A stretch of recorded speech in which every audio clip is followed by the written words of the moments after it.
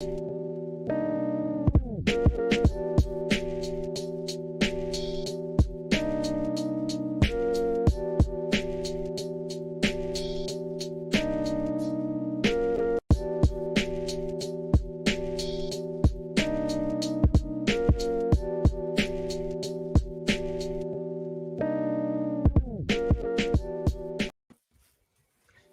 it going, everybody? This is Alex Caceres, and you're listening to Story of the Fight.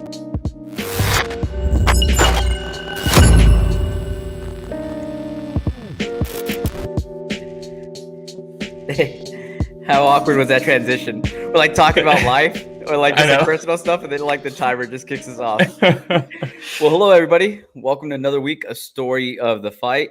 My name's Romero. This is my boy, Will. What up? And this is what some call the MMA church. We gather every Sunday and talk about all things mixed martial arts. In some cases, other combat sports such as boxing, right? Sometimes. And if I feel like it's fitting too because of who boxed, right? Very true. Very true. It's kind of like the two worlds collabed and brought this for us. So for better or for worse. Hey, Will, 200 subscribers. We just hit 200 subscribers. Look at that. I'm pretty excited about it. Dude, it's sick, honestly. I've been, I'm not going to lie, I've been refreshing the YouTube Studio app on my phone for the past week. Just like, are we going to get it? Do we have to put out another video first? Are we going to get it? No, but I appreciate everybody that supports us. You know, if anybody doesn't watch us on YouTube, you can still find us on Spotify, Breaker, Pocket Cast, Radio Public, Google Podcasts, Apple Podcasts, pretty much anywhere you can find podcasts. Social media? Yes, at Story of the Fight on Instagram and Twitter. And we have a Facebook group chat. Story of the Fight chat where you can catch Ramiro on there chatting it up. For sure. And if you go back and watch some of the older episodes, we have some cool interviews with some fighters as well. Most recently interview we did with Eric Ghost Pepper Gonzalez, up and coming fighter out of LA who will be in the UFC. So, absolutely. So go check it out. It's a lot of fun. Recently we had some boxing matches. Yeah. Last night. Square circle. But before we get into that, Will. Yeah. Before we get into that, I know we've all been pumped on Paddy the Baddy. Yeah. And there's a picture circulating, Will, where Richard Casual, where I guess it's you at a wedding with the Paddy the Baddy hairdo, man. Yeah, dude. That's totally a legit picture. I was the best man at my brother's wedding. And obviously, I saw it fitting to change my hair to that because that's appropriate. It looks good. It looks good on you, though, man. Does it? Yeah, it looks really good on you. So maybe that's like something just going forward, man. This is something you just rock all the time. Yeah, maybe. I've been looking for a change. I've been doing the same thing for a while. Well, it looks fantastic on you, Will. Hopefully, your brother thought it was acceptable. Yeah. All right. But we had last night we had Vitor Belfort, right? Going up against the real deal, Evander Holyfield. So both of them jacked. Both jacked. Both all natty.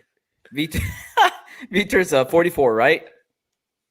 Vitor 44. Yes. Looking like TRT Vitor back in the day, the guy that ripped Bisping's eyeball out.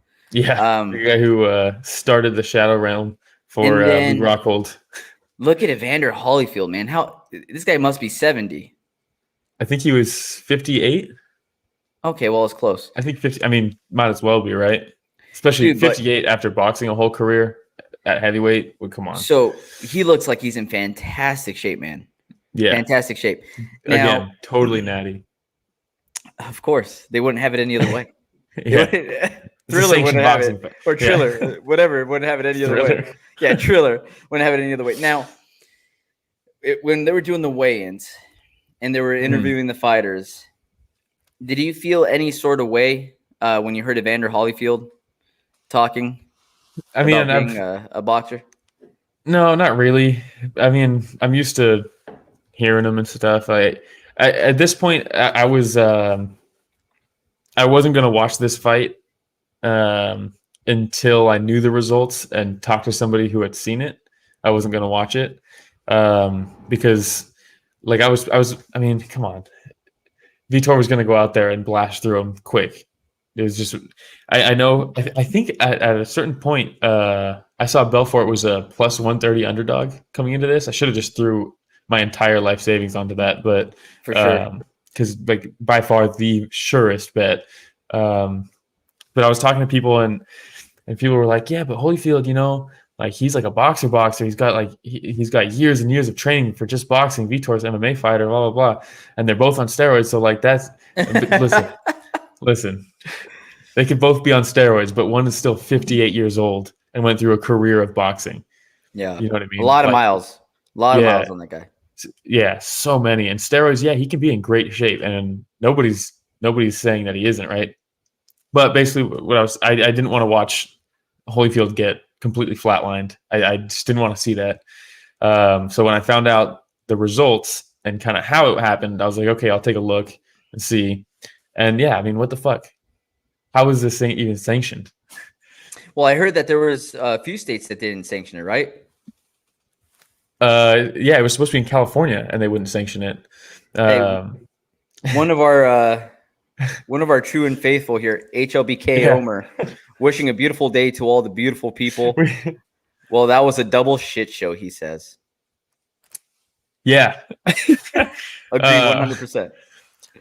Double shit show, meaning the domain and co-main? I would I'd say. like to know, because I would disagree with that. Okay. Well, you say why you disagree, and I'll say why I agree. We'll say that when we get to the co-main, because I still this main event. Yeah, California wouldn't sanction it, so they're like, all right, we'll go to Florida. They'll let fucking anything happen, right? Florida. Yeah. So Comer's saying yes to the co-main also. So they moved to Florida because Florida is fine with watching old men get knocked out, and maybe we should all be. I don't know. For me, I can't. I couldn't watch it. If someone said that he got like flatlined, I wouldn't watch it. Same here. But he got hit a couple times clean. Seemed okay with it, and then they called it. That ref, fantastic job by that ref. I don't know who he was, but he did a great job, I thought. Mario Yamasaki. I don't know. It looks like he ate Mario Yamasaki, but no disrespect. He did a fantastic job reffing. You're supposed to say with all due respect before Yeah. you say it, so it's not. Then you get to say whatever you want. Yeah, exactly. But I saw people talking shit about Vitor going out there trying to murder him, and I think that's kind of what you have to do. You don't want to just give too much respect and like go out there and not do it, right? Go out there and end it quickly. He deserves the respect. It's Holyfield. He wouldn't want it any other way, I'm sure. And I don't want to say anything bad about Vitor for doing this. He was supposed to watch De La Hoya in the first place. Holyfield took this on short notice. But yeah, I mean, nothing really that bad happened in it. They called it, probably aired on the side of caution for this one. You think? which is for sure do that. I don't know. I heard also that potentially this was not a professional bout officially. They're broadcasting that it was a official professional bout, but I think there was something on Holyfield's side that they were like, this isn't going to actually count type deal. That's the rumors right now. I don't know if it's actually confirmed yet, but I hope. I mean, what a shit show. Shit show. So two things from this for me. One, I love the fact that Triller and whoever put this together didn't put any of the special rules out there, right? Like, we're going to try to avoid shots to the head. Oh, yeah. We're mainly going to go to the body. We're not going to knock each other out. Yeah. It's a gentleman's agreement. They went at it, which I respect, right? Well, Vitor did. Yeah. Yeah. And the other thing is, like, for anybody that says, like, Vitor went at him too hard, Vitor probably also has to put in the performance that's going to want Triller, or it's going to have Triller wanting to sign Vitor to another bout, another fight. Yeah.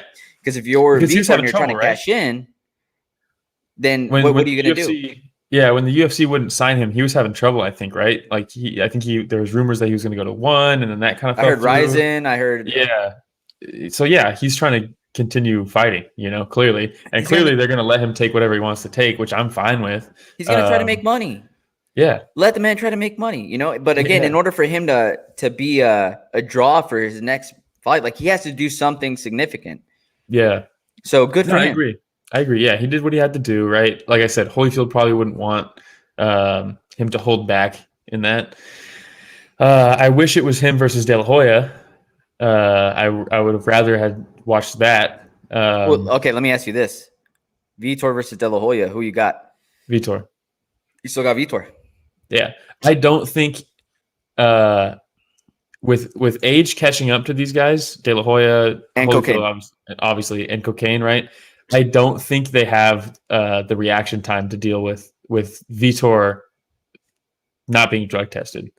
Vitor is a fucking savage, you know. His blitz is so dangerous. He revolutionized blitzing in mixed martial arts.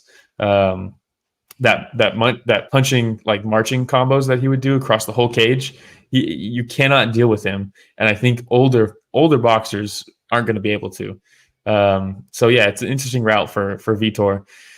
So yeah, I think he would have probably beat De La Hoya, and I would have liked to watch that personally. And that's the thing, again, with him having the performance that he did, now we have the ability for De La Hoya to come back and say, hey, well, that's the monster I'm going to be fighting. Yeah. Holy smokes, like, buy this pay-per-view because it's going to be crazy, you know? Yeah. And then people are going to be like, okay. Yeah. Buy it. And then they're going to watch it illegally like everybody else. Dude,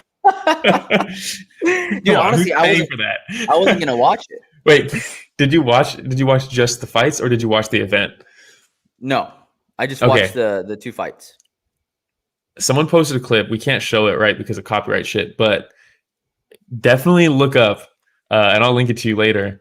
Look up, they did a moment of silence because this happened on 9/11, right? They did a moment of silence before the main event.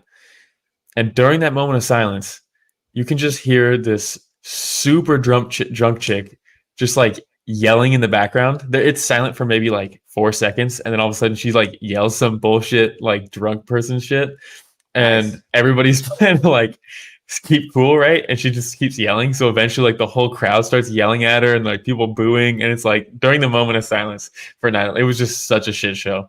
Are you serious? Yeah, it really encapsulates like how the event Triller itself? is as a whole. Yeah, the production, pretty special.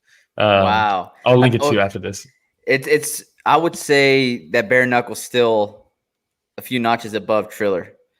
Yeah, so far. Bare Knuckle doesn't have Trump commentating. No. We have random people running into the much better the ring instead, fighting the boxers. And at least they put on bangers.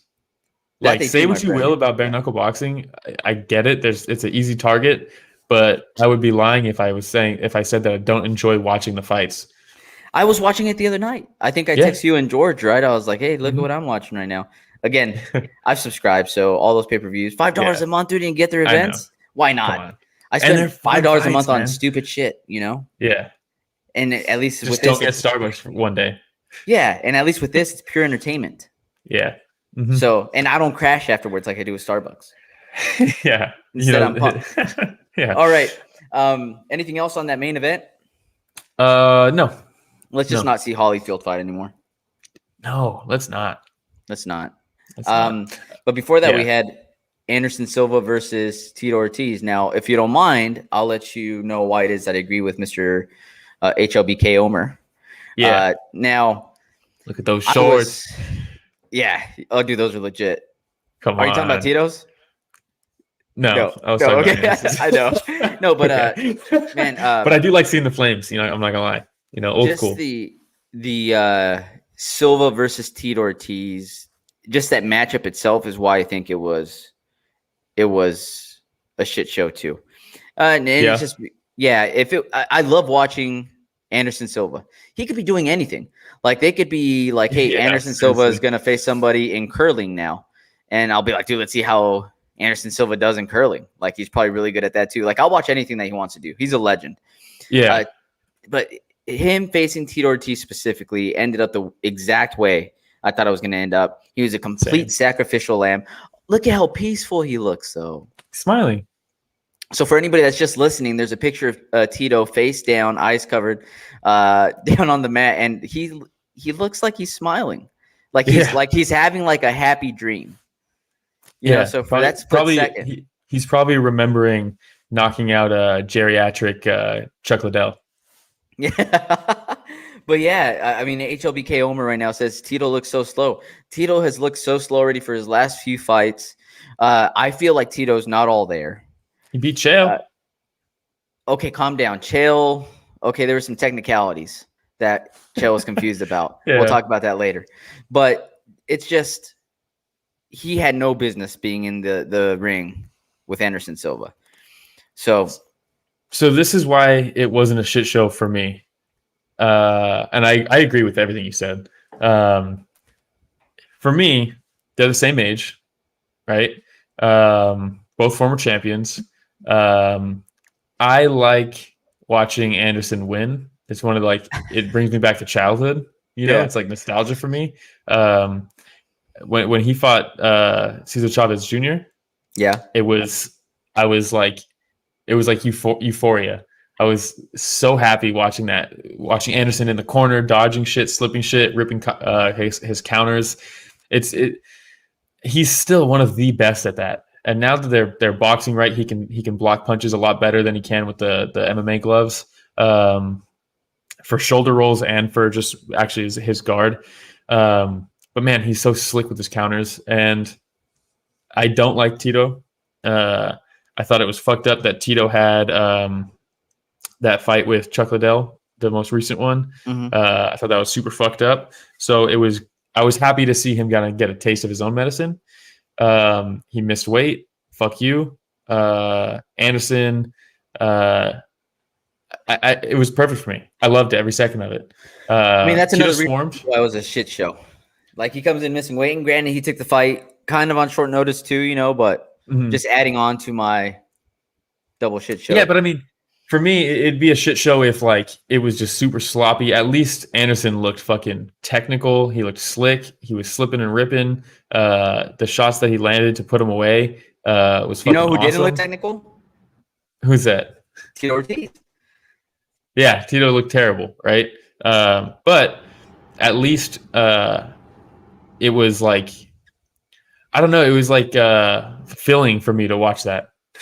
Yeah, so for you, it wasn't a shit show just because there's so much more behind it. Who it was against and the outcome. I mean, if I paid for it and that was the co-main event and I watched that, I'd be like, what the fuck? If I didn't know them, right? I'd be like, that was not entertaining. But everything else involved, I could watch that every weekend. Yeah, so with Anderson against the corner, slipping, dodging like he normally does, kind of like a rope-a-dope type of thing. And that's where you have Tito Ortiz standing straight up with his arms by his hip, just looking up and down. He's going up and down, just trying to time it slow motion. He threw 3 left hooks in a row. So slow. And then that's why Anderson was like, oh, you're going to keep on doing that? And he comes up with the right counter. And then he hits him with another left, right, before he actually drops. Yeah. The way that he falls, dude, he's like, oh, okay, I'm out. And just slowly rolls against the ropes and just falls face down. I was like, oh shit, he got KO'd. Yeah, and for me, like I said, it was fulfilling for me to watch that. So that's probably fucked up of me, right? You're honest, but I can't help it. I can't help it. You know what? And I'm just glad you share your feelings with us, Will. That's what this is. This is church. You know what I mean? You're just confessing your feelings, dude. Yeah, exactly. I love it. But yeah, I can't wait till I watch Anderson Silva fight again. Yeah, I love this because I mean, MMA, clearly he lost the step that you cannot lose in MMA, right? He was getting beat left and right, knocked out, all this stuff. You hate to see it. Such a legend. And then he has these back-to-back boxing performances where it looks like Anderson of old. Yeah, he's juiced up again. He's going out there, rejuvenated. He can take shots, right? He can take the shots that he wasn't able to. And I think the big gloves are much easier to shoulder roll and block. You know what I mean? So that's a good point. Yeah, so it just fits his style so well. And he's always been just so elusive and a sniper, right? So it almost it doesn't go both ways. People's defense isn't as good as his. He can slip through still, even with the big gloves. Yeah. Tito getting knocked out is just solid family entertainment. That's what that's all it is. Tito once said he hopes to outlive his kids, and I don't know if did he really say that? Yeah, I mean, he's not a good talker. Everybody knows what he meant to say, right? But yeah, Oh he said man, that. rough. All right. Yeah. So And those shots are like really, this don't help those yeah, move forward. not gonna happen. Not gonna happen. So that's pretty much the only fights that we wanted to cover. Outside of that, I know that we have some MMA news, right? So Yeah, I'm we'll just excited go to see over no this week's UFC news. fights. Yeah. This week's news. Okay, let's go over this week's news. So what's first? What are we covering? Rich is on deck. Ooh. So he says Triller offers $30 million person a winner take all bout for Jake Paul and Tito Ortiz. Ooh. I think it was Jake Paul and Vitor, but Oh, okay. I was gonna say that's easy money for Jake Paul. Yeah. Why would Vitor be on there? yeah, but regardless, right? I would want to see that. I mean, if we're gonna just accept that this whole thing is gonna keep going forward, this whole shit show of this fucking circus, right? Yeah, I mean, I'd rather see that than Jake fight another retired. Oh, look at that, Rich. There you go. The headline's been updated. Yes, Triller offers $30 million person winner take all bout for Jake Paul and Vitor Belfort. Thank you for the correction, Rich Casual. Yeah, I would rather see a matchup like this than Jake Paul continuing to fight retired MMA wrestlers. You know what I mean? I get why he's doing that. Obviously, it's working flawlessly for him so far. But yeah, fuck it. Why not? $30 million. Also, I mean, you know what? Triller must be hemorrhaging money though, right? But what's wrong with Jake Paul though fighting retired wrestlers for now? It's just not competitive. Yeah, but he's 4 fights in. Yeah, but fuck it. If he wants to be making the big money and headlining cards, then let's headline them. But he's making big money now. No, I know, but I'm saying let's make him competitive. As a viewer, I would rather see this. I think. Well, it depends, right? Like, it's safe to say that the fight against Tyron Woodley was competitive. I mean, yeah, it was competitive as far as nothing was happening. Well, it's competitive in the sense that at the end, it was a split decision. Some people said, like it was a good fight, but did they? Yeah, folks said it was like I thought it was a good fight. Did I think it was close? Yeah. Did I think it was close? No, but it was entertaining. It was a good fight. It was close? No. It was close enough. Now, the thing for me is that I have to keep on reminding myself, Jake Paul, yes, he considers himself a professional boxer. Yeah. Right? But when I think about like Julio Cesar Chavez Jr., when I think about Julio Cesar Chavez, when I think about all the professional boxers, like how many fights do they go through before they fight legitimate fighters? Like, dude, when I was really watching boxing, one of my favorite boxers to watch was Miguel Cotto. And I remember watching Miguel Cotto when he was 10-0 and they were throwing scrubs in front of him when he was knocking him out in the first round over and over and over again. And he was 10-0 boxing from the time that he was a kid all the way through, right? So, like, I'm thinking to myself, like, yeah, I'm watching Jake Paul right now, and he's fighting retired wrestlers, old UFC fighters. But they're probably just as competitive, if not more competitive, than some of the folks that some of these professional boxers face when they were 4-0. So, like, that's true. That's a good point. I'm trying to like remind myself, like, I want him to fight tougher competition, but he's just in the infancy stage of his professional boxing career. He just gets a lot of media attention. Yeah, for me, it's not about him facing tougher competition and wanting to see this. It's more about, I just think this would be more entertaining for me as a viewer. You know what I mean? Like, it's not so much like I want to see him fight more competitively, because you're right, he's 4-0, right? It's 4 fights. But I would like to enjoy what I'm watching. Like, they were talking about, who was it? Tommy Fury? Yeah, that's a good matchup. That's a good matchup for both of them. Yeah. So definitely. like, let's see something like that. And that's not going to happen. But it might not. And Tommy's Fury again. I think Tommy Fury's camp doesn't want to throw him Jake Paul, because what if he does lose? And they're like, well, here's a YouTuber that beat out this boxer from the Fury family. Yeah. But I think that's a good point. But I think even Jake Paul has said he doesn't want to fight boxers. So it's just, I don't think it's going to happen. He's not an idiot. You saw his hit list. He wants to fight Canelo. No. That's his hit list. That's his promotions. But he says he actually doesn't want to fight boxers. Well, we'll see. I think eventually, because he signed with Showtime. So I think eventually Showtime will throw him a boxer. But again, eventually, yeah. I think we'll eventually see him fight a boxer. Probably not going to be a big name boxer, but it's still going to get a lot of views because it's Jake Paul. And for Jake Paul, again, I'm already making a lot of money with the fights that I'm fighting right now, not fighting professional boxers. I'm getting a lot of views.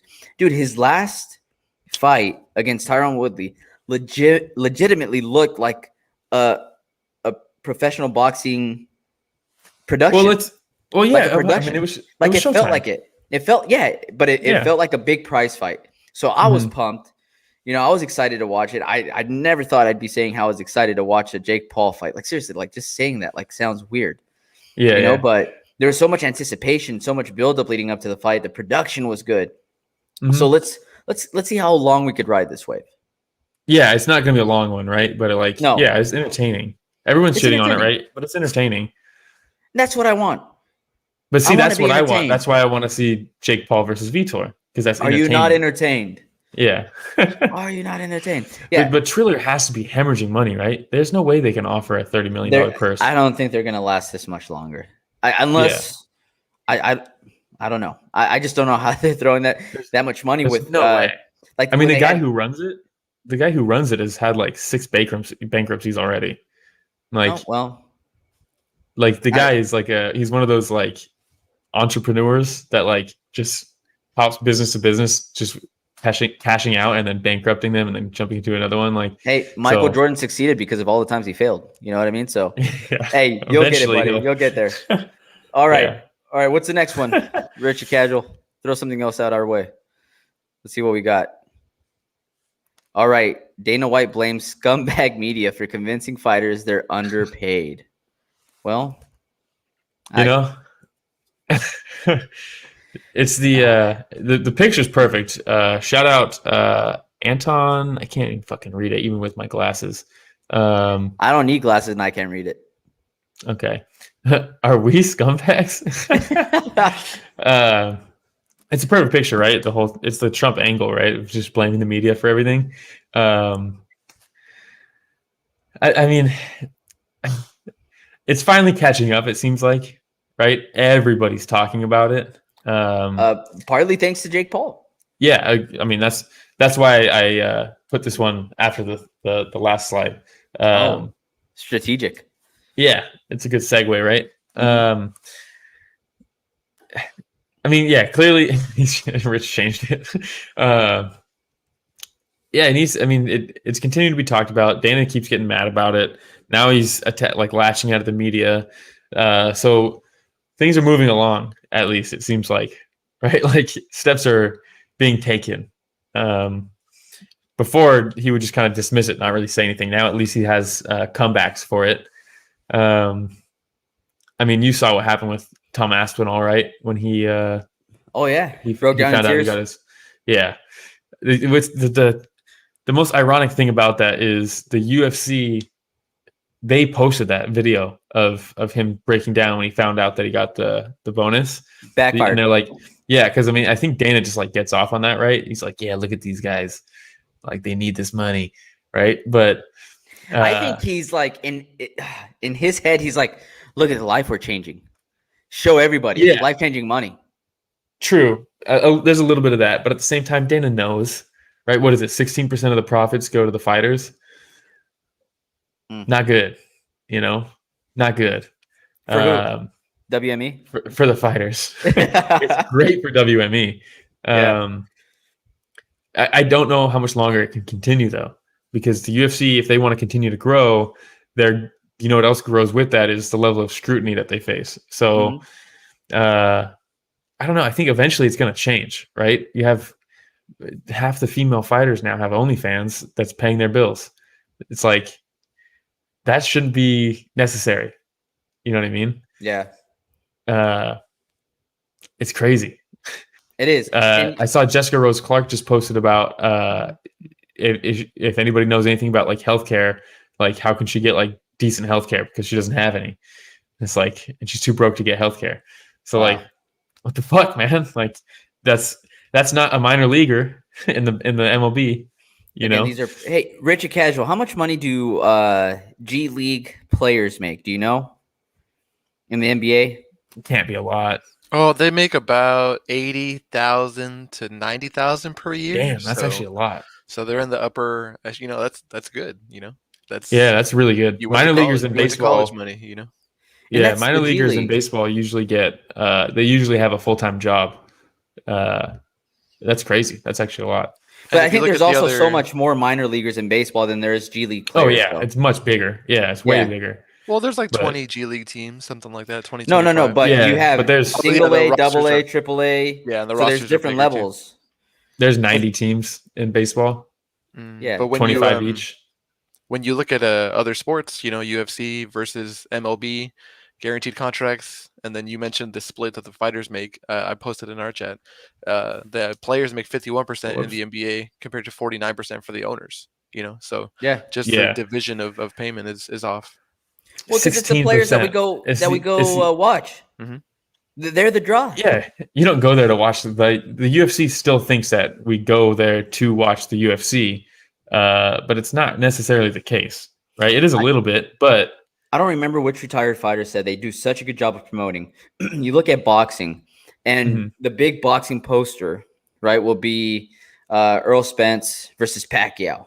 And then underneath in small letters, will be like Showtime Boxing, blah, blah, blah. yeah. With a UFC advertisement, Put Eddie Hearn's name on there 4 times. it's UFC 263 in big letters. And The whole underneath there. Yeah. So they promote UFC first. They promote the brand first. So that's why, and in a way it works. Because look what it's done for them. Yeah. So I mean, the UFC's rise to becoming one of the most. It might not be the most viewed sport, but it certainly seems like one of the fastest growing. Still, it's definitely the fastest growing, but it seems like the most talked about at the same time. There's people who don't know shit about fighting that I hear talk about it all the time. Yeah. And then when people ask, like, hey, like if you're doing martial arts, or like even me when I was doing jiu-jitsu, they'd be like, you do UFC? Yeah, exactly. Yeah. When I tell somebody I was playing a pickup game in basketball, then I say, oh, you do NBA? Yeah, exactly. No. Yeah. You know what I mean? So they do a very good job of marketing themselves. Now, do I think the media gets everything right? No. Yeah, obviously not. They have their opportunities. I mean, now we technically count as that, and we're fucking idiots. That is true. And that's a really good point. If we could be media in a way.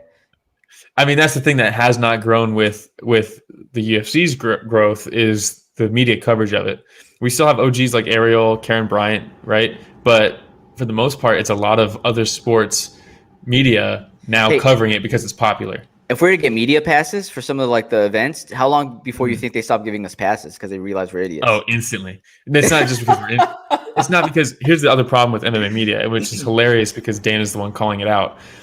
Other than Ariel, Karen Bryant, it's not really her job anymore. But other than Ariel, nobody talks bad. Nobody calls out bullshit. You got Brett Okamoto, who's he's a total homer. Yeah, like everybody is now. And there's a reason why Ariel got banned. For a while, he was banned for life, right? There's a reason Ariel's not at every event anymore. It's because he actually calls shit out. As say what you will about Ariel, but the guy has integrity as a journalist, right? So if I would like to think that if we continued to grow and became notable to the point where we could get press or like passes, I would like to think that we wouldn't shill for the UFC. Yeah. It's easy to say now. I would probably lose all integrity as soon as that even got the opportunity was dropped. But I mean, that's hilarious. For now, I can say that, dude. If you were to get kicked out, I'd be like, "Hey, is there any way I could stay? Like, can you go and I hang out?" Yeah. Oh, you? Anyway, we'll keep him? going. No, I never even met him before. You both are wearing the same shirt. Nah. I don't know that guy. No, but yeah, I agree that the media doesn't always get everything right, but also agree 100% that is just a quick way for Dana to deflect and say, no, you're wrong.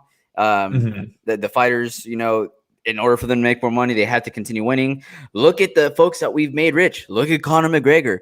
Look at Dustin Poirier. Look at their 5. Daniel Cormier. And it's like it's the same people that they talk about over and over and over again. Yeah, and let's not act like the UFC had anything to do with that. They definitely. I mean, like Conor got the path that he got, and he got the promotion that he got. But Conor still did some remarkable things that only he can do.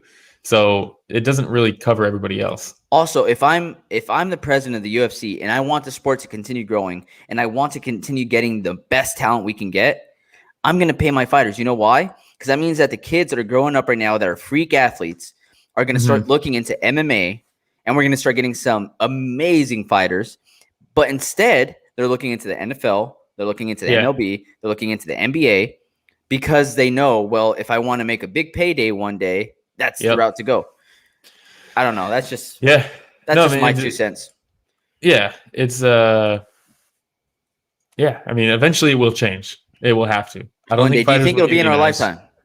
Yeah. Yeah, we're not that old. No. All right. Well, what's next, Rich? Forever young, dude. All right, the next one. Gaethje rejects 5-rounder versus Chandler. I'm paid the same. I'll save my death in the cage for a title bout. Oh, interesting. I agree with him. I think it was a great interview, and he said that why the fuck would he do a 5-round fight if he's going to get paid the same? It's the only job that you're not going to get paid for longer work, right? He gets paid the same for 15 minutes of fighting versus 25 minutes of fighting. Why would you ever do 25 minutes, right? Well, I wouldn't necessarily say that. Like I'm salaried, for example, and I get paid the same whether I work 8 hours in my job or 12 hours in my job. Yeah, that's true. That's a good point. And that's a salary that I accepted when I accepted my position. But you're not getting hit in the face. That is very true. Wait, we'll see. Watch. You're going to jinx it tomorrow or next video. I'm going to have like a black eye. Be like, dude, customer punched me in the face, bro. What can I say? Yeah. HLB Comer says this will not go to the decision anyway. I agree. I do not think this fight goes the distance, but the possibility. I mean, I gotta be with Gaethje on this one. It seems crazy to me that you should get a bump for a 5-round fight. Do you think it's in the contract? I guess that's something we'd have to look into. Like, is it in the contract? No. Sometimes you're going to fight 3 rounds. Sometimes you're going to fight 5 rounds. If you ever fight in a main event, it's going to be 5 rounds. Like, I wonder if it's in the contract. Because, again, accepting the salary, you know what comes with the salary. Do you think Gaethje didn't know when he signed the salary that, hey, I might be asked to do a 5-round fight? But the contract doesn't say you will fight a 5-round fight when one comes up. The contract just says this is what you make to win. This is what you make to show for how many fights. But it doesn't But it also doesn't say we'll pay you more if you fight a 5-round fight. Yeah, but because it doesn't distinguish, if I'm a fighter, I'm saying, okay, yeah, I'll just fight 3-round fights unless it's for a belt or a main event, right? Because there's nothing to gain from that. You literally only lose from that. You're literally losing your health. The card that they're going to be on, which card is it again? It's the New York card, right? I think November 6th. Which honestly might not even happen because Chandler's still talking about not getting vaccinated. And he signed the bout agreement though. So I don't know when that is. Or I know when it is, but I don't know. Because I'm just wondering, right, what the UFC's thought process is in making it a 5-round fight. It's might not be the main event, but it's not going to be the main event. We just had Leon Edwards fight Nick Diaz, right? I'm sorry, Nate Diaz. That was the first 5-round non. You know what? Co-main non. And Leon Edwards is one of the guys that whines the most, and he didn't say one single thing about not getting paid for a 5-round fight. No one ever has. This is the first time I've ever seen someone complain about it, and it makes a lot of sense to me. See, I'm on the opposite end. To me, it doesn't make sense because, again, as a fighter, there's going to be a time we're going to have to fight a 5-round fight. They are going to be before Thug Rose versus Zhang Wei Li and Kamaru versus Covington. Now, that's kind of weird, though. They're not even the co-main. Yeah, that's kind of weird that you're not even the co-main and they're asking you to fight a 5-round fight. I wonder what that is. Shout out HLB Comer. I should have just looked at the chat. Thank you. Instead, I scrolled through a bunch of nonsense. Coming through for us. Yeah. For me, why take more damage and get paid the same when the other perks that you would normally be getting for a 5-round fight aren't included? Yeah. The belt isn't on the line, and you're not the main event. You're not getting the spotlight. You're not going to get pay-per-view points. So let's say that this is the co-main event. Yeah. And they ask him to fight a 5-round fight. It's not for the title. Do you feel differently at that point? For the co-main, still no, because the camp probably costs more as well, training for a 5-round fight than a 3-round fight. So your expenses are probably going up. You're not gaining anything from it being 5 rounds. You're really not. You're just working yourself harder, spending more money to take more damage and get paid the same as if you didn't do all of that. So as a fighter, unless your contract says specifies that, why the fuck would you ever do it? Yeah. I wonder if because if we're talking about somebody getting paid by the amount of time and like maybe possible damage that they might be taking. Mm-hmm. If you're the UFC, why wouldn't you be able to say well, hey, if you end up knocking somebody out in the first round, you didn't fight that long and you took no damage. I'm just saying, I think going in there knowing it's either a 3-round or a 5-round, I think fighters probably should be getting paid more for a 5-round fight. It doesn't need to be a lot more, but why wouldn't they? It just seems crazy to me that they wouldn't. Well, that's why they got to have the performance of the night, okay? So they get another $50K, baby. Yeah, it's on you to make the money. No, look, and you know me, Will. I'm all for fighters making their money, but I'm playing devil's advocate here. No, yeah, I get it. Because, like I said, it wouldn't be the first job where somebody gets paid a salary, whether they work more or they work a little bit less. Granted, they do take physical damage, right? But I mean, there's a lot of other jobs out there. I guess they could say, hey, it's backbreaking labor, what I do. Whether it's roofing or it's anything else. And it's like, hey, if I'm getting paid a salary and somebody tells me hey, I'm going to fix the roof in your house. I'm going to replace the roofing in your house. And then it ended up taking them, 2 weeks instead of 1 week. And we agreed to the specific salary before. They're like, hey, man, that's backbreaking labor, and I had to do an extra week. Here's where it's different for me. A salary position like yours, right, is a yearly salary position. These guys aren't employees. You're an employee, right? They're contractors. If you're planning your job, right, and you're saying, yeah, we're going to do this. So what I'm doing, right? We're about to do the networking for Greenfield High School, just doing more of it, right? Or revamping it, basically.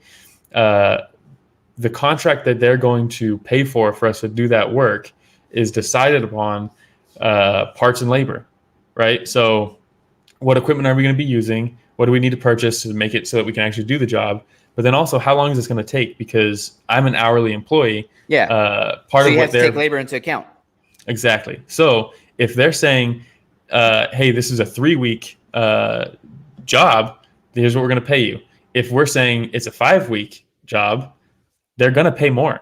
They have to, right? Those are 2 extra rounds that they should be paying more for. It's never been taught. I've never even seen it come up before. But it's super interesting. It's the first time I've ever heard it, and it was super interesting to me. And I agree with it. I feel like if you're fighting a 5-round fight, especially, you could argue that the opportunity to win a belt in the fight, that might be the extra pay. But if it's not the main event and it's not, there's no I don't know. There's no title on the line. I feel like they should be paid more when they're signing the contracts. They're saying, hey, this is going to be a 5-round fight. If I'm a fighter, I'm like, okay, cool. Yeah, pay me more. Yeah. Right. This is an interesting one. This is an interesting one because while we haven't heard the exact same thing about the rounds, we've heard it about the matchups recently with O'Malley when he was like, why would I want to fight? If they want to keep on throwing these scrubs my way, I get paid the same whether I fight them or I fight a top 10 fighter. Yeah. So in a way, that I'm okay with. In a way, it's already kind of been brought up, but not necessarily with the amount of rounds. It's more with the type of opponents.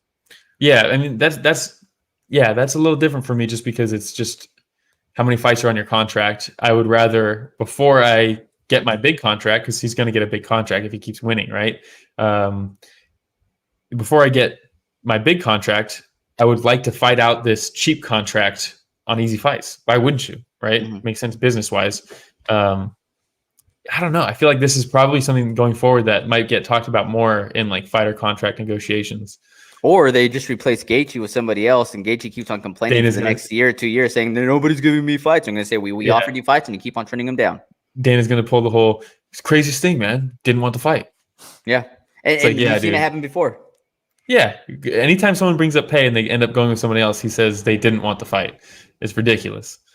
Yeah, but this is an interesting one. I would love to see what listeners have to say about this one. What are you kind of thinking about? Just leave some type of comment and let us know. But do you want to move on to the next one? Yeah, we spent a lot of time on that one. All right, Richie Casual, throw another one out our way. We already talked enough about Gaethje. We have signed former Bellator MMA bantamweight world champion Horiguchi, and I can't wait to see him compete in our stacked bantamweight division. So I haven't seen, shot, right? I haven't seen enough of this guy. Will, tell me about him. Oh, bro. I mean, he was one of the top guys in the UFC for a while. He has 3 losses, right? First one was to in 2012 against Masakatsu Ueda. Never. Wait, say that name one more time. Masakatsu Ueda. Oh, I thought I had heard of him, but now that you pronounce it a second time, no, I haven't. I think. Then he goes on to win 1, 2, 3, 4, 5, 6, 7, 8, 9 in a row, including his first 4 UFC fights to get a title shot against Demetrius Johnson, which he lost to armbar, right? That's his second loss. Then he goes on to fight 1, 2, 3, 4, 5, 6, 7, 8, 9, 10 fights in a row, all winning. 3 more UFC fights after the Demetrius fight. He was cut. Not really sure why. He probably shouldn't have been against. I mean, you look at the names too. Like after he lost to Demetrius, Chico Camus, Neil Siri, and then Ali Bagotinov. Good big names for the time, right? Then he goes on a 7-fight win streak in Ryzen, including a 5-fight finishing streak. He loses the kickboxing bout to Tenshin, which is like, of course, he's going to lose that. Yeah. Then he loses to Kai Asakura for the belt, right? He gets knocked out in the first round. They rematch. He knocks him out in the first round. So he has 3 losses. One of them he avenged, and it was a title fight. He's a savage. He's so good. I'm looking forward to watching him fight now. Now I'm excited. Dude, I'll send you some fights. His Ryzen fights are fucking awesome. And he lost to Demetrius when Demetrius was fucking untouchable. So, like, yeah, I mean, who gives a fuck? Yeah, who didn't lose to Demetrius at that time? Literally, his first fight. Triple C. Yeah, his first fight was fucking 9 years ago. Okay, we can let that slide. His second loss was against one of the goats. Maybe, yeah, exactly. Maybe the best we've ever seen, to be honest. And then his last loss. Yeah. And then his last loss is against a guy who he beats in the rematch. And not just beats him, but knocks him out in the first round. I mean, sounds legit to me. Yeah. And you want to know the best part? What? He's keeping the Ryzen belt. Ooh. He's probably going to fight in Belfort for the belt right away. And per his contract, Ryzen's saying that he's contractually obligated to fight once a year in Ryzen still. So we're talking Bellator Ryzen belts. Oh, my God. Bro. Come on. That's legit. I'm so excited. I'm so excited. Imagine if one day they're able to unify the belts and be able to say, I hold the belt for all organizations. Oh, I know, right? The UFC will probably never let it happen. But I'm all game for Ryzen and Bellator because you want Bellator to become more legitimate, in my opinion. They do something like this because I think Ryzen is very legitimate. I don't think it gets enough credit. I'm very excited to see what happens here. Because Ryzen Japan MMA always does like the big New Year's Eve cards, right? I'm sure the 1 fight per year, Horiguchi's going to be back over there for New Year's fights. So it's perfect. He can come in here. I don't know when he's going to fight. Hopefully he can get a quick fight in. If he gets a belt quickly, bam, slap him on the New Year's card for Ryzen. He has the Ryzen belt and the Bellator belt. Fucking defends both of them. Come on. I'm so excited. All right. This is perfect. Can you send me some of his fights? Yeah, I definitely will.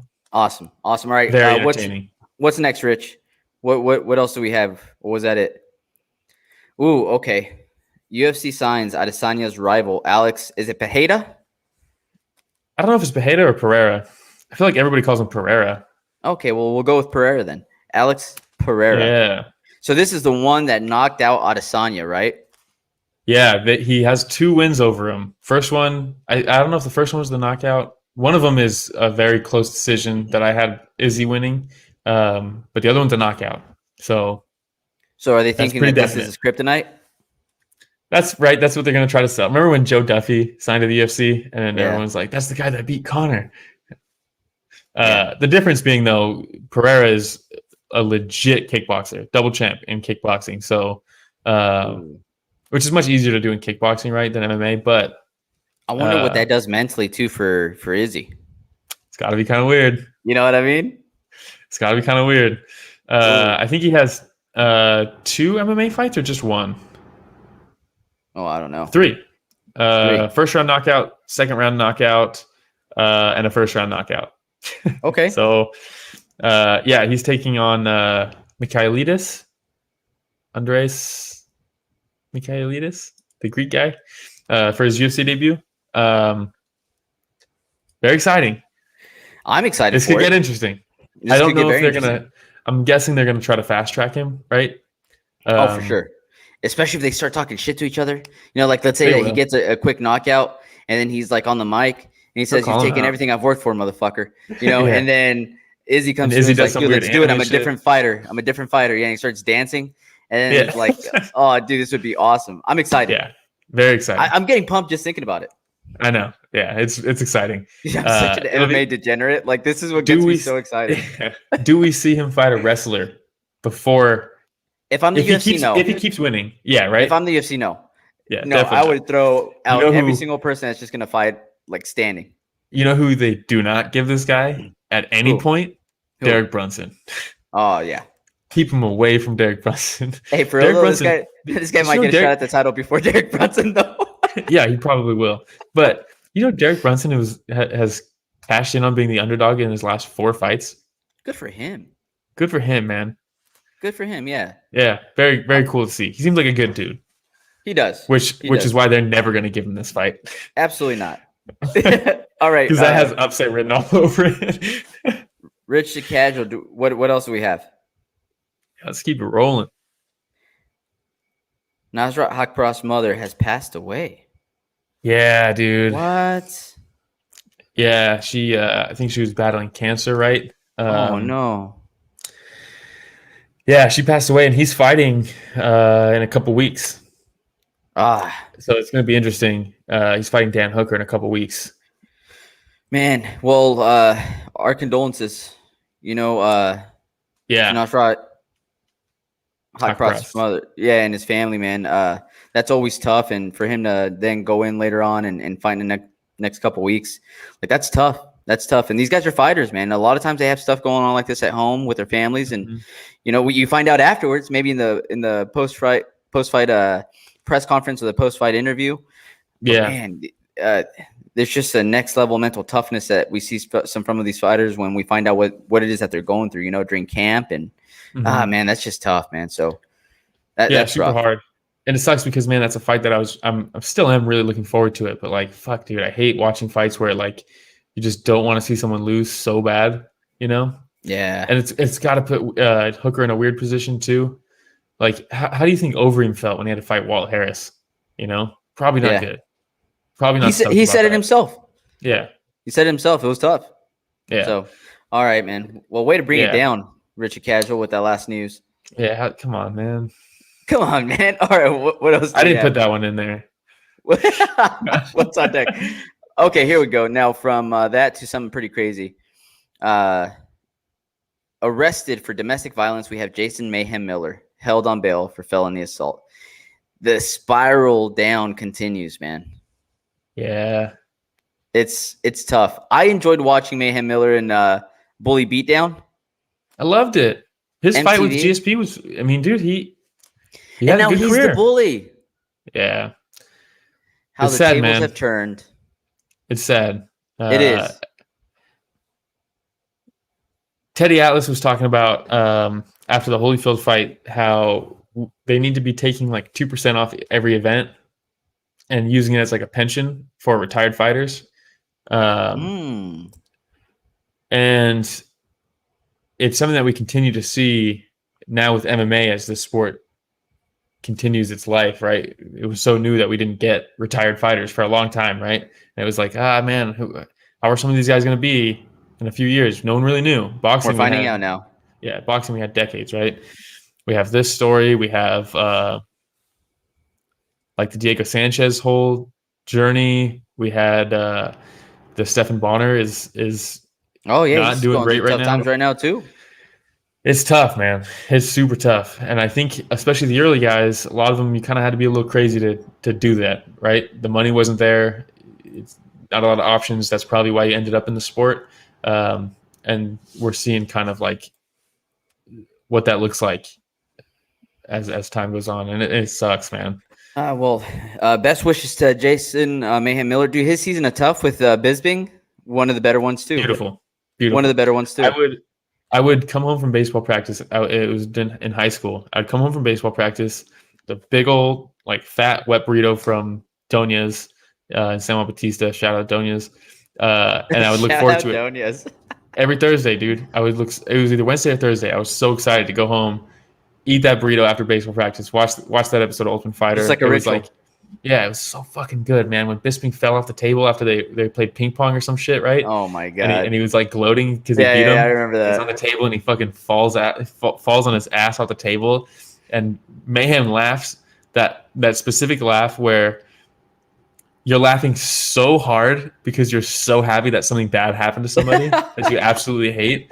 And it was just fucking cathartic. But then the fight happened and it was fucking awful. But it was awful. It was awful. Yeah, it was really bad. All right. What's next? Richard Casual? What else do we have coming our way? So MMA Rules Committee will evaluate the safety of the oblique kick. Maybe you heard the podcast from last week, Will, where you ditched us. And I had to roll with Richie Casual. Hey, by the way, Rich did an excellent job. Did a fantastic job. First time watching MMA fights. Yeah. And he hopped on, dude. That takes some courage, some cojones, Definitely. man. Definitely. But one of the things that I talked about was we're going to want to take a look at this. We're going to want to reevaluate and see whether this is something that we want to change. Now, at that point in time, if I remember correctly, you messaged us, just bleed, which was hilarious. But what do you think? I don't think this should even be considered for rule changes whatsoever. I don't think it's bad. I have no problems with it whatsoever. I get where people are coming from with it, but I have zero problems. I'm the one that was saying we need to take a look at it. And for one of the reasons we talk about right now, there's no fighter pension. There's no fighter or anything like that. Yeah. So I'm just thinking long-term for the fighters. You know, if I see, like a Roundtree take somebody else's leg out like that, it's like, ugh, I cringe. And yes, it's a fight, but I also think about the fighter. And I think about man, if this is something they're going to continue doing long-term, how did that move right there impact them? How much money are they going to lose out on from being able to bring home to their families due to that one kick? That's why I was thinking that. Yeah, I get it. But at the same time, if we're doing that, if we're going to start going down that road, then heel hooks, all leg locks should be looked at the same time. They should all be, if anything, those are worse, in my opinion. But you can tap from that before. You can tap from that, but as with heel hooks especially, if you're at the point where you can feel it, it's too late. Yeah. It's one of the rare submissions where it's a preemptive tap.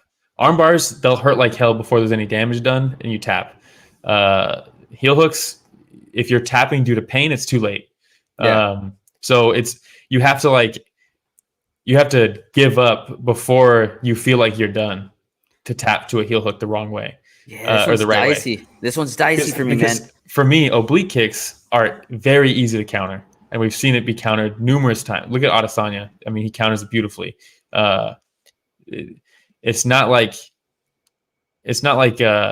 this thing that continues to happen. You can pull up. I can send you a link of a 6-minute video of people countering oblique kicks perfectly and not taking any damage. You know what I mean? So if anything, it's something that the rule committee shouldn't be evaluating. It's that camp should be evaluating and addressing and figuring out the way to counter it, because it's not a hard technique to counter. You just have to be aware of it. Whereas, that makes sense. It makes sense, because you're right. How much responsibility are we putting on the fighters and those trainers to make sure that doesn't happen? Roundtree pointed out the fact that he's like, man, I saw him stepping into that jab so hard with his left leg that I just saw the opportunity and he took it. And if you're Roundtree, it's not a dirty move. It's in the rule book. Yeah. And the guy didn't counter it. So, and that's what he said, right? He was like, lay off Roundtree because it's my job to defend that, and I didn't. There's nothing wrong. That's him saying it as he's on his way to get checked with an MRI. Maybe I'm just being a giant pansy, man. I get it though, because it seems like kind of like a dirty move, right? It seems like probably the most dirty move, right? that you can throw, right? Yeah. That's allowed, that are Yeah, allowed, right? But yeah, like I said, I say it's easy to counter, right? I would get my leg torn up if someone threw it at me, but like watch Izzy versus John Blachowicz. Izzy versus Izzy counters it so well. But I mean, yeah, there's plenty of fights where people counter it correctly, and it's not a big deal. So I think that heel hooks are even more dangerous, just because if you feel the pain, you have to preemptively tap, which is crazy, right? And the week before this, who was it that got his leg tore up? Was it Roosevelt? I don't remember. Someone got their leg torn up in like the first fight. I think it was Roosevelt. But yeah, I mean, I don't think they should look into it. I think if anything, start looking into downward elbows and knees to the head on the ground. Okay, I respect it, and I respect the opinion. I mean, it does look dirty, right? And it isn't. I don't want to watch people's leg get torn up like that. I fucking hate it. It sucks. It was rough. Richie Kaiser, do we have anything else? Or was that the last one? Oh, here we go. The juicy one. Alana McLaughlin emerges victorious in her professional debut, winning the fight against Celine Provost by submission. 3 minutes, 32 seconds of the second round. So, Alana McLaughlin used to be a man. Yeah. Right? This is a tough one for me. Really tough. Not for me. It is, because you know what? I talk about an inclusive environment. I talk about inclusivity. I talk about diversity. We've mentioned this before, right? When we're talking about Pride Month, Will, and the fact that Story of the Fight loves everybody, welcomes everybody for who you are, Definitely. whatever you want to be, whatever you want to do. Like, unless just live your life. Unless you're an asshole. So explain. For me, it's like, yeah, if whoever you are, you're totally welcome to be that person. And like for me, like I'm very accepting of pretty much anybody as long as they're not an asshole. If you're an asshole, I don't give a fuck what your background is, who you identify with, all that kind of stuff. Because at that point, none of that matters to me. You're just a piece of shit, right? And I'm not saying that right now. What your pronouns are, you go beyond all that stuff, and it's just you as a human being. Exactly. Like race, gender, sexuality, all that stuff. I'm cool with all of it. But if you're an asshole, you're just an asshole to me, right? All that other stuff doesn't matter at that point. You're just a bad person. Everybody can be a bad person. Doesn't matter what your background is. Very true. And I'm not going to sit here and say that Alana is a bad person. But I don't think anybody who sanctions this is a good person. I don't think a trans woman should be able to compete in a combat sport against a biological woman. I don't think that's okay. Baseball, don't give a fuck. Golfing, don't give a fuck. Tennis, who gives a shit? But when it comes down to a combat sport, it's different. And anybody who, in my opinion, if you think that is a closed-minded approach, and I need to be more accepting, I think it's not a blanket. It's not a blanket like controversy or topic. You know, we need to look at the differences here. This is not the same as golfing, right? It's just not. I think golfing's a perfect example. Yeah, I think it's something that needs to be looked at case by case, and you don't have to be either all in or all out. You know, and if people like to paint that picture of, if some people will hear that opinion that I had right now and say that's anti-trans and that's who you are. You're anti-trans. On the flip side, like I can think that a trans female can compete against biological females in 20 sports, right? But I can also say that I don't think they should be allowed to compete against biological females again in these 3 sports. Both can be true, you know. Just because I don't think a trans female should be able to fight biological females in a combat sport does not mean I don't think trans athletes have a place to compete against biological gendered athletes in other sports. You know, both can be true. Yeah, and again, I don't know if that made any sense. It does. It does. It's you saying, one, I'm entitled to my opinion, right? But also, I'm just thinking of this as logically as possible. I'm not against it. I'm just saying we have to take a look at everything for what it is, and that specific situation, that specific sport, who it impacts, how it impacts. Like, we do have to take a look at everything individually. The details and the context matters. We can't use a cookie cutter approach with this. No, we can't. But it's also a slippery slope.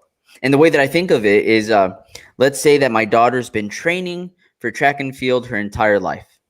And she's working her ass off. And we tell her, you know what, you work your ass off and you train your hardest and you'll be able to make it to the Olympics, for example. Yeah. Right. And then we have, let's say, an 18-year-old man that decides to become a woman, which is absolutely fine. And they decide to start competing in track and field. And they've been competing their entire life. Now, do you think that's fair?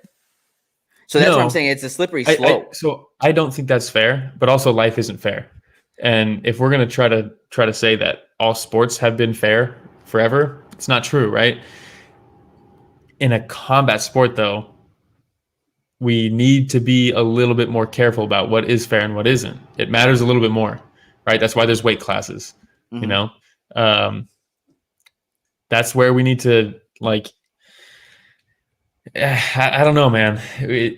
My biggest thing is, look, you could be whoever you want to be. You could do whatever you want to do as long as you're not hurting anybody. You know what I mean? Yeah, as long as you're living a happy life and you're doing whatever. Like, yeah, and that's as basically long as you're happy, I'm happy. You'll be an asshole. Yeah. You know what I mean? But in the case where, in this situation, granted, they're signed up to fight, but there could be some serious repercussions. And sanctioning something like this. Let's not pretend like she didn't have a willing participant, right? Yeah. It's disclosed, right? All parties know going into this that it's a trans woman, right? So I mean, that's good, right? At least they're not like hiding that from her opponents. You know that we know of. That we know of. Like, she saw all the like headlines come out. She's like, wait, what? And her defense was like, hey, look, she my opponent won the first round. I lost the first round. So, like, what the fuck? Okay, but like, maybe you're just not a very good fighter, right? We cannot pretend like there are not lingering